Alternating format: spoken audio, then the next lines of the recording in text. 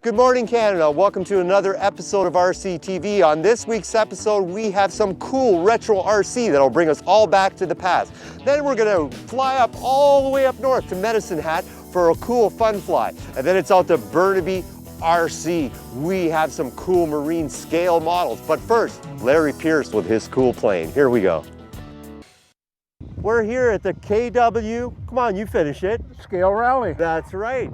And this is a beautiful plane. Last time we saw you, what was that plane that we saw last time? That was a Miles Hawk Major. The Miles Hawk Major. Now what's this one here? This is a Miles Messenger. The Miles Messenger. M38. You like the Miles. Yeah, I do so. You like the Miles. Now what's the big difference between those two planes? Well, this is a special model here, really. This is modeled after Montgomery's aircraft that he flew into France on VE Day. Now tell people, just to refresh your memories, people don't know who Montgomery is. Oh, Montgomery was a general in the British Army and helped with the invasion of Europe in World War II.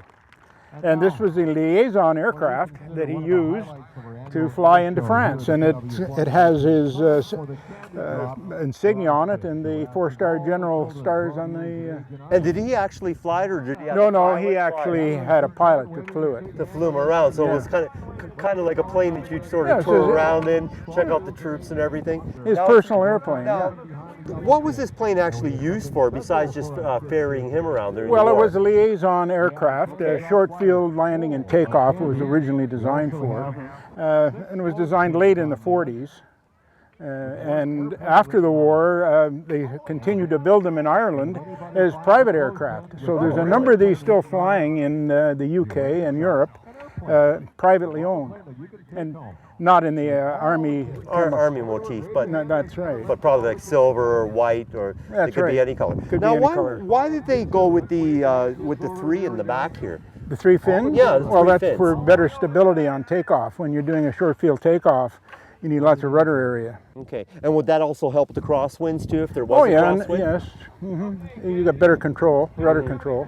Now, how does she fly? This flies beautifully. Yeah, stable. Very stable, very fast. Too fast. I have to keep slowing it down.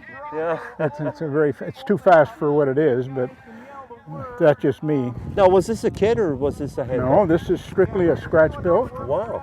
And how long did it take you to build it? Because you put a lot of detail into it. This took 2 years. 2 years to build. My own drawings. Everything is handmade. The undercarriage, the windshield is made in the kitchen oven. Wow. And you can even look inside here in a second. Look at that. You got Miles on the rudder pedal. That's correct. Yes. Wow. Did that take a long time to make, or? No, not too long. I just made a little mask and made them. They're molded. Now, did you actually get pictures of the interior to copy? That's correct. I was very fortunate in meeting a fella in Europe that had a number of pictures, and he emailed them to me, and it was that I used as the reference to make the model. Now, Larry, I noticed that you have this piece of metal sticking out here. What is that for? Oh, that's the flap indicator. It tells the pilot, by looking at it, can tell how many degrees of flap he has on. Oh, interesting. I guess when he shuts down the window here, he closes down the window, and that's why you got the wide window there, because he looks back and he sees how many degrees of flap.